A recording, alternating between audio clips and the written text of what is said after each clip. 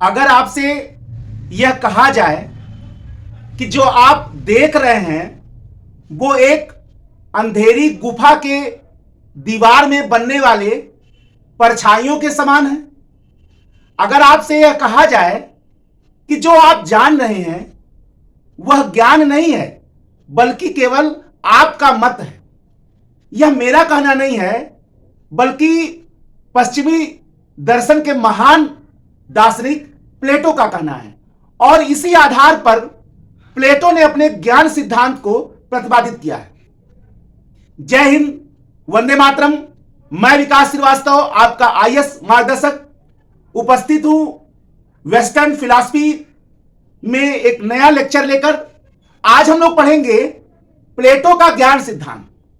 प्लेटो पश्चिमी दर्शन के महान वैज्ञानिक, महान दार्शनिक, जिन्होंने दर्शन के बड़े क्षेत्र को प्रभावित किया। प्लेटो का दर्शन पश्चिमी दर्शन का आधारशिला है। प्लेटो का मुख्य समस्या था ज्ञान का स्थायी आधार ढूंढना, अर्थात ज्ञान के ऐसे आधार को ढूंढना जो अपरिवर्तनशील हो, नित्य हो, शाश्वत हो, स्थायी हो। अपने इन्हीं अवधारणा के खोज के कारण प्लेटो ने ज्ञान सिद्धांत का प्रतिपादन किया।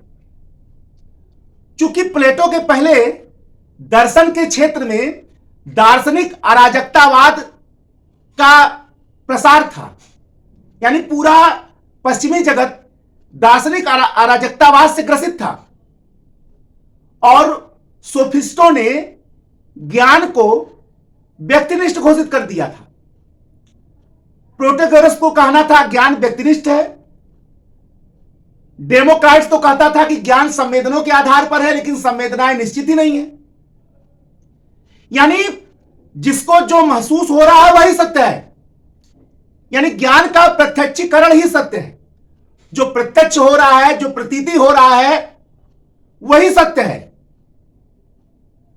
ज्ञान का प्रत्यक्ष होना, ज्ञान का महसूस होना ही सत्य है। जो जिसको महसूस हो रहा हो सत्य है।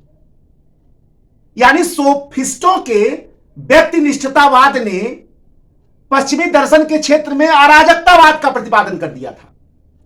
और इसी समस्या को लेकर प्लेटो के समक्ष सबसे बड़ी चुनौती यही थी कि ज्ञान का स्थायी आधार ढूंढा जाए, क्योंकि जिस ज्ञान का विषय जितना स्थायी होता है ज्ञान भी उतना स्थायी होता है। और इसी कारण से प्लेटो का कहना था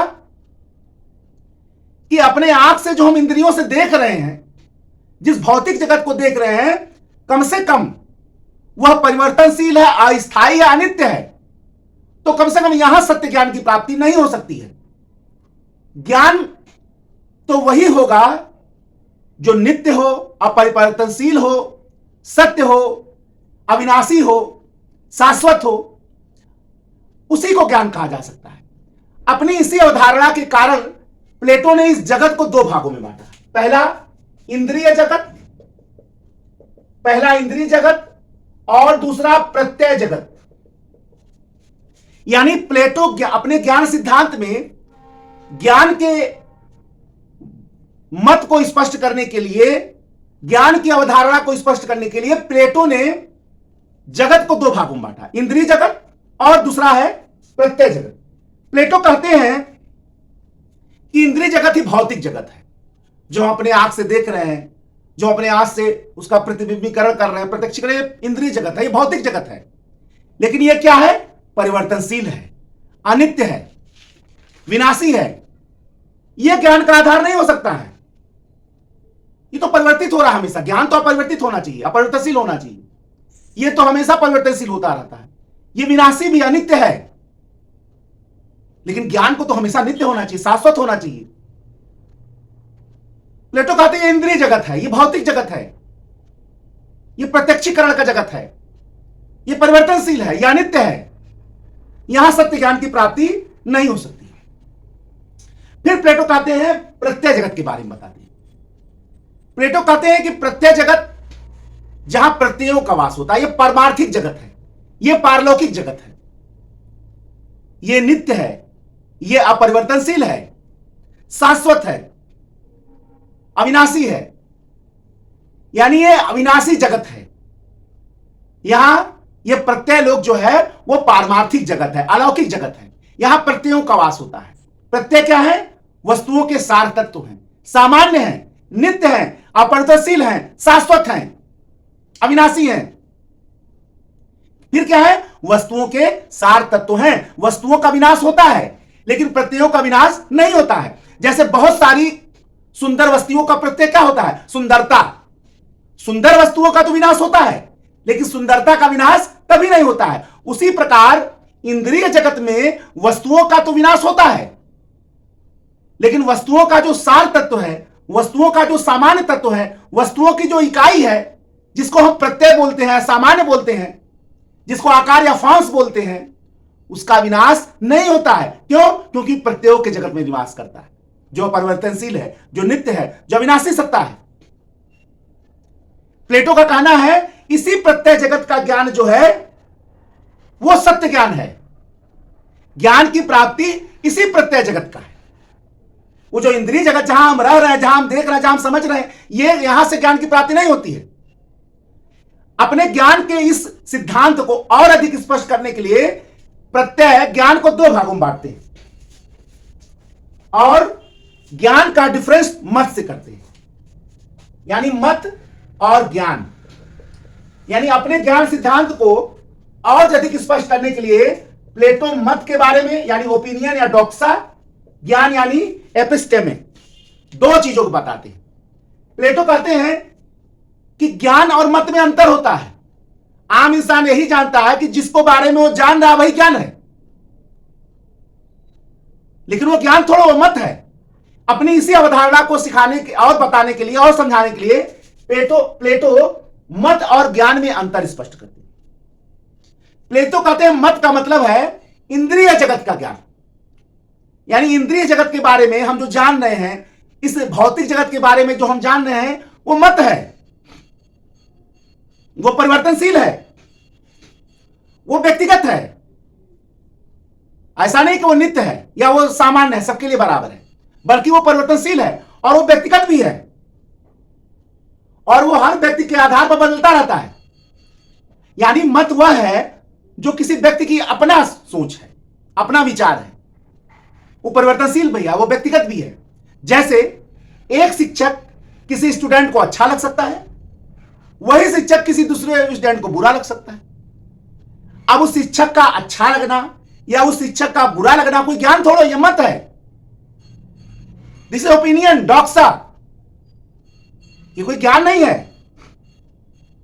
ये अज्ञानता और ज्ञान के बीच की स्थिति। प्लेटो क्या कहते हैं? ये अज्ञानता और ज्ञान के बीच की स्थिति है, ये उसका मत है। और हम लोग क्या समझते हैं कि जो भी है वो ज्ञान है, जिसकी जानकारी हम लोग इस इंद्रिय जगत में कर रहे हैं उसको ज्ञान है। अब प्लेटो ज्ञान की परिभाषा देते हैं। जब उन्होंने बता दिया कि जिस जानकारी को हम रख रहे हैं दूसरों के बारे में यानी चीज के बारे में, हमारा मत है, ये मार्कर है। अब यह मार्कर किसी के लिए अच्छा हो सकता है, किसी के लिए खराब हो सकता है। अब यह मार्कर कैसा है, यह हमारा मत है। कम से कम इस इंद्रिय जगत में हमें इस ज्ञान की प्राप्ति नहीं हो सकती, मत की प्राप्ति हो सकती है, और वो परिवर्तनशील अनित्य है। अब प्लेटो ज्ञान की परिभाषा देते हैं। प्लेटो कहते हैं ज्ञान प्रत्यय जगत पर आधारित है, यह प्रत्ययों का ज्ञान है। यानी प्रत्ययों के बारे में हम लोग जो ज्ञान प्राप्त करेंगे वही वास्तविक ज्ञान है, वही सत्य ज्ञान है, और यह हमको तर्क और बुद्धि से प्राप्त होता है। और प्रत्यय जगत का जो ज्ञान है, प्रत्ययों का ज्ञान है, वही सत्य ज्ञान है, वही वास्तविक ज्ञान है, वही पारमार्थिक ज्ञान है। वो अपरिवर्तनशील है, वो नित्य है, शाश्वत है, और वही ज्ञान वास्तविक ज्ञान है। और यह किससे प्राप्त होता है? यह तर्क और बुद्धि से प्राप्त होता है। यह सार्वभौमिक सत्य है। जैसे 2 + 2 = 4, यह गणितीय ज्ञान है, यह तर्क और बुद्धि से प्राप्त होता है, इंद्रिय अनुभव से नहीं प्राप्त होता है। 2 + 2 = 4, यह इंद्रिय अनुभव से नहीं मिलता हमको, यह हमको तर्क और बुद्धि से मिलता है। और यह ज्ञान क्या है? सार्वभौमिक है, माने हर जगह सही है, और अपरिवर्तनशील भी है, नित्य भी है, शाश्वत भी है। यह ज्ञान क्या है? यह बुद्धि या तर्क के द्वारा मिल रहा है। ये इंद्रिय अनुभव का इसमें कोई लेना देना नहीं है। और यही प्रत्यय लोक का ज्ञान है। तो प्लेटो का यह कहना कि हमें जो ज्ञान मिल रहा है वो असल में जो हम इंद्रिय लोक में देख रहे हैं वो तो ज्ञान सत्य नहीं है, वो तो मत है। लेकिन असल ज्ञान क्या है, वास्तविक ज्ञान क्या है? वो प्रत्यय जगत का ज्ञान है। और वह ज्ञान तर्क और बुद्धि से मिलता है। और यह क्या है? सार्वभौमिक ज्ञान है। अपने इसी मत को और अधिक स्पष्ट करने के लिए प्लेटो एल्गारी ऑफ केव यानी गुफा का रूपक सिद्धांत पर प्रस्तुत करते हैं। गुफा का रूपक सिद्धांत यानी एल्गारी ऑफ द केव का प्रस्तुत करते हैं। क्योंकि भाई उनको यह तो दिखाना ही था ना कि आखिर कैसे आप कह रहे हो कि हम जो जान रहे हैं वो मत है, हम जो देख रहे हैं वो मात्र छाया है, सत्य ज्ञान तो कहीं और है, वास्तविक ज्ञान तो हमसे परे है। और अगर हमको वो प्राप्त करना है तो कम से कम वो इंद्रिय अनुभव से तो नहीं मिलेगा, वो किससे मिलेगा? तर्क और बुद्धि से। अपने इसी सिद्धांत को सिद्ध करने के लिए प्लेटो इसको एक उदाहरण से समझाते हैं। गुफा का रूपक सिद्धांत यानी एक गुफा का उदाहरण लेते हैं, गुफा की उपमा का उदाहरण लेते हैं। प्लेटो कहते हैं कि माना कल्पना किया जाए कि कुछ कैदी हैं जो जन्म से ही किसी एक अंधेरी गुफा में बंद है और उनको इस तरह से बांधा गया है कि उनका जो पीठ है वो गुफा के द्वार की ओर है और उनका जो आंख आगे वाला भाग है वो यानी उनका आंख वो गुफा की दीवार की ओर है और वो पीछे की ओर देख नहीं सकते हैं। यानी गुफा के बाहर क्या हो रहा है वो देख नहीं सकते हैं। मतलब वो इस तरह से बंधे हुए जन्म से कि वो केवल गुफा की दीवार की ओर देख सकते हैं और गुफा का जो द्वार है वो पीठ की ओर है। बाहर आग जल रहा है और लोग आ जा रहे हैं गुफा के आग के सामने से, तो निश्चित ही उनकी परछाई कहां बन रहा? गुफा की दीवार पर।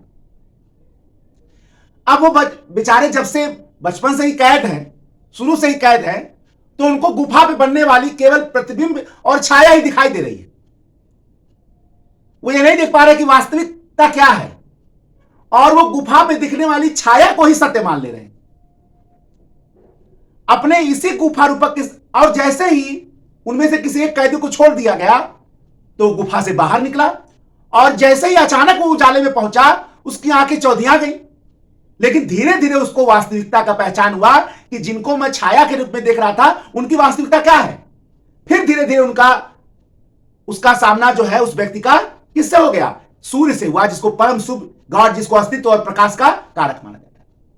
अपने इस गुफा रूपक के सिद्धांत से प्लेटो क्या बताना चाह रहे हैं कि जो गुफा है वो हमारा इंद्रिय जगत है। वो हमारा क्या है? इंद्रिय जगत है। और जो गुफा की दीवारों पे परछाइयां बन रही हैं वो हमारा मत है, वो हमारा इंद्रियों से मिलने वाला हमारा ओपिनियन है, मत है। जो जिस रूप से परछाइयों को देख रहा है उसको उसी रूप में बता दे रहा है। ठीक है? गुफा इंद्रिय जगत है और परछाइयां इंद्रियों से प्राप्त होने वाला हमारा ओपिनियन है, मत है। और वो व्यक्ति कौन है? जिसको छोड़ा गया वो दार्शनिक है जो सत्य ज्ञान की खोज कर रहा है। और जैसे ही गुफा के बाहर का वो लोग देख रहा है वो प्रत्ययों का वास्तविक जगत है, वो प्रत्ययों का वास्तविक जगत है। अब यहां यह बात बहुत स्पष्ट समझने वाली है कि प्लेटो ये बताने का प्रयत्न कर रहे हैं कि इंद्रिय जगत और वास्तविक जगत में अंतर है।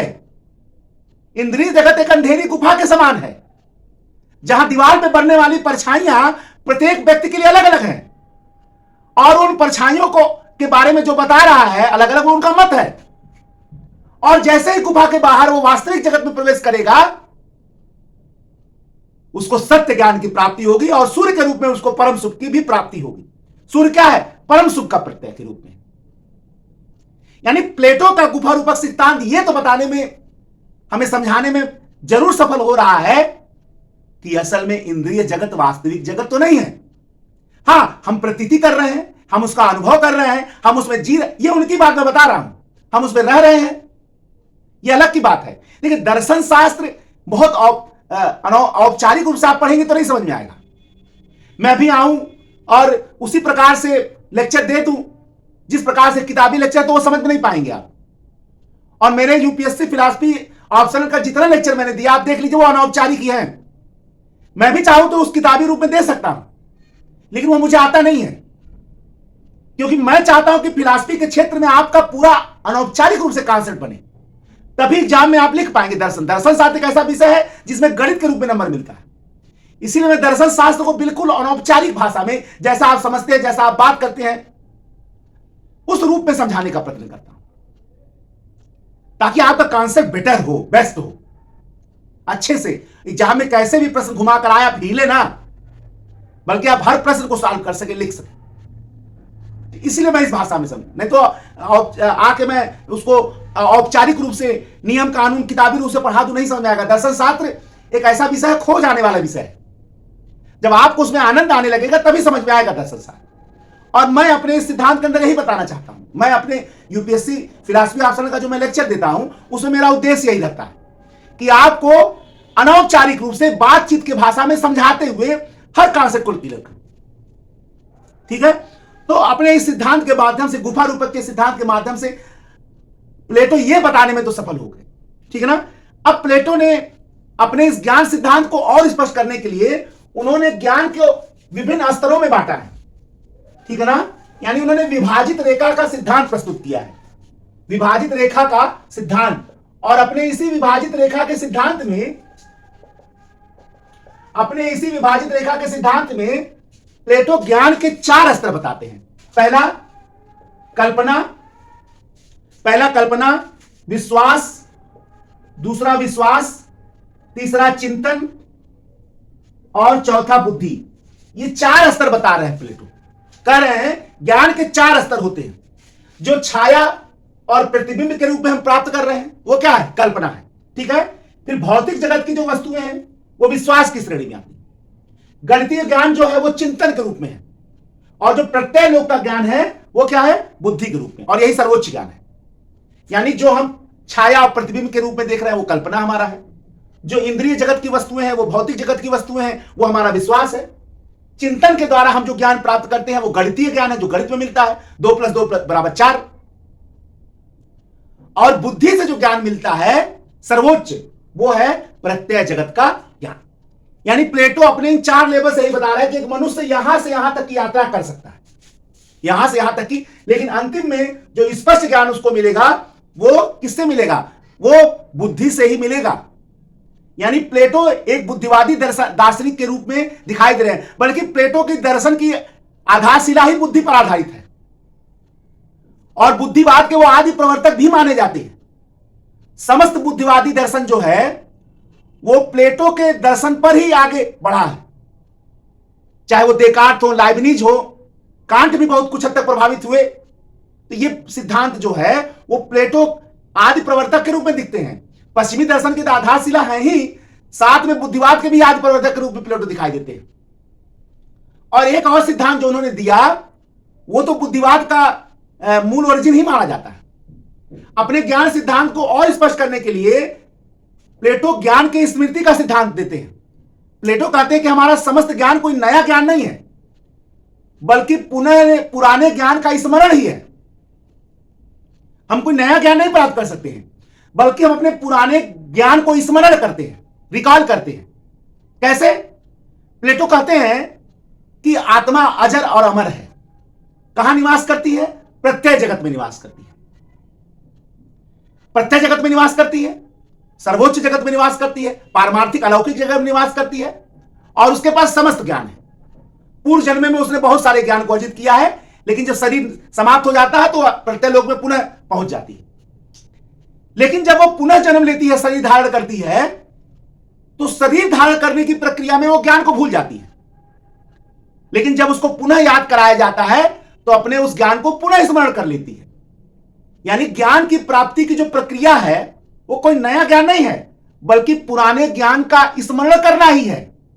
व्यक्ति कोई नवीन ज्ञान नहीं प्राप्त कर सकता है, बल्कि व्यक्ति अपने पुराने ज्ञान को ही रिकॉल करता है, स्मरण करता है।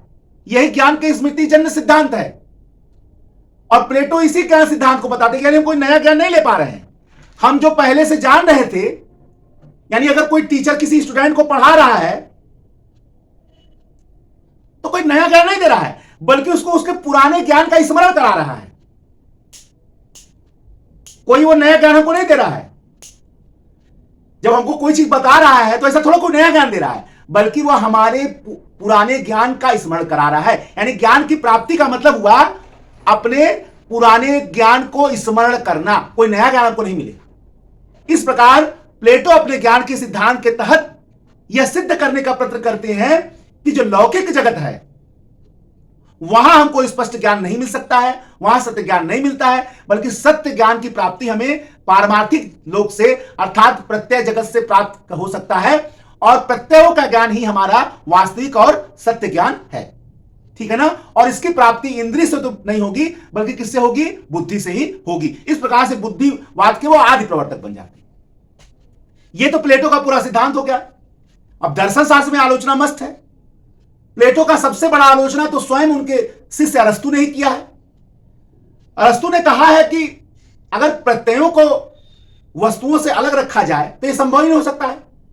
अगर वस्तुओं से अलग प्रत्यय होंगी तो नष्ट हो जाएंगी, और अगर मान लीजिए प्रत्यय और वस्तु अलग अलग रह रहे हैं तो उनके बीच संभव संबंध की स्थापना कैसे होगा?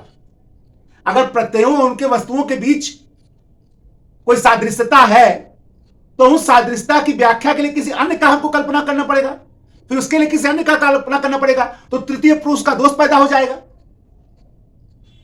यानी प्रत्ययों का, यानी उसके सामान्य या सार का, सारांश का, भाई प्रत्यय क्या वस्तुओं के सार हैं, वो सामान्य है, वो इकाई है, तो वस्तुओं से अलग अगर प्रत्ययों को कर दिया जाएगा तो उनका अस्तित्व भी नष्ट हो जाएगा, वो संभव नहीं है। ये अरस्तु कर रहे हैं। फिर अगर उनको अलग माना जाए तो फिर उनके संबंधों की व्याख्या भी आप नहीं कर पाएंगे, क्योंकि दो चीज के संबंध के लिए आपको तीसरे की कल्पना करनी पड़ेगी, फिर तीसरे और इनके संबंध करने के लिए चौथे की कल्पना करनी पड़ेगी, इसलिए अनंत श्रृंखला बनेगा और एक प्रकार से तृतीय पुरुष का दोष उत्पन्न होगा। अनुभववादी भी प्लेटो की आलोचना करते हैं, कहते हैं कोई ज्ञान की स्मृति का कोई सिद्धांत नहीं होता है, जन्मजात ज्ञान का कोई सिद्धांत नहीं होता है। ये कौन कहते हैं? अनुभववादी कहते हैं ज्ञान की प्राप्ति तो इंद्रियों से ही हो सकता है। पैदाइश के समय मन बिल्कुल कोरे कागज के समान होता है और अनुभव के माध्यम से धीरे धीरे उसको भरा जाता है।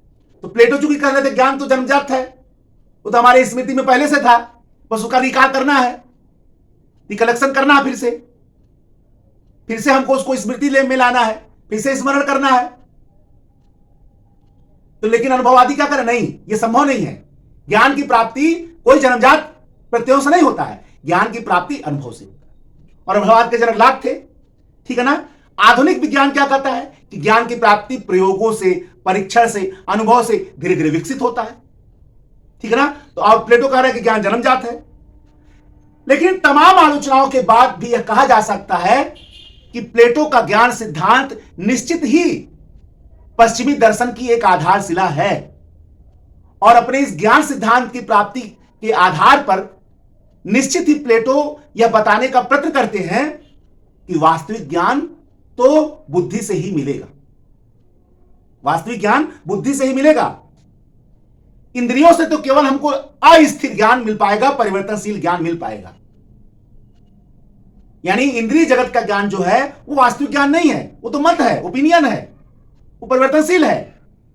अनुभव से हमको कोई परिवर्तनशील जगत का ज्ञान मिल सकता है, लेकिन वास्तविक ज्ञान की प्राप्ति तो बुद्धि से ही हो सकता है, और यह वास्तविक ज्ञान प्रत्ययों का ही ज्ञान है। और ये किससे मिलता है? तर्क से, बुद्धि से। यानी प्लेटो अपने ज्ञान सिद्धांत के माध्यम से तर्कवाद का स्थापना करते हैं, तर्कवाद का प्रतिपादन करते हैं।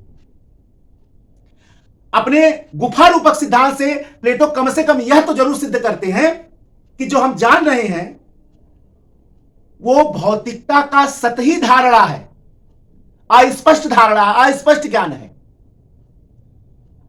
और वास्तविक ज्ञान प्राप्त करने के लिए बुद्धि के माध्यम से आपको सत्य की खोज की ओर आगे बढ़ना है। वास्तविक ज्ञान की प्राप्ति के लिए, यानी जो आप जान रहे हैं इंद्रिय जगत में, वो सतही ज्ञान है, वो मत है, वो स्पष्ट है। यानी प्लेटो का गुफा रूपक सिद्धांत हमको सतही ज्ञान से वास्तविक ज्ञान की प्राप्ति की प्रेरणा देता है। जो इंद्रिय जगत से हम सतही ज्ञान प्राप्त कर रहे हैं, बुद्धि के माध्यम से हम वास्तविक ज्ञान की प्राप्ति का प्रयत्न करें। जैसे वो गुफा का जो कैदी कर रहा था, और प्लेटो के इस सिद्धांत का इतना प्रभाव पड़ा कि बुद्धिवादी दार्शनिक, चाहे वो क्या कहते हैं, देकार्त हो, लाइब्रेरी हो, बाद में कांट हो, वो प्लेटो के दर्शन से बहुत हद तक प्रभावित हुई। ये बहुत बड़ी महत्ता है प्लेटो के ज्ञान सिद्धांत, ठीक है ना। तो आज मैंने अपने लेक्चर से एक प्लेटो का ज्ञान सिद्धांत आपको विस्तार से समझाने का प्रयत्न किया। कोई इसमें कमेंट के माध्यम से आप बताएंगे कि आपको कितना समझ में आया। एक नए वीडियो लेक्चर के साथ मैं आपके समक्ष पुनः उपस्थित होऊंगा। तब तक के लिए जय हिंद, जय भारत, वंदे मातरम।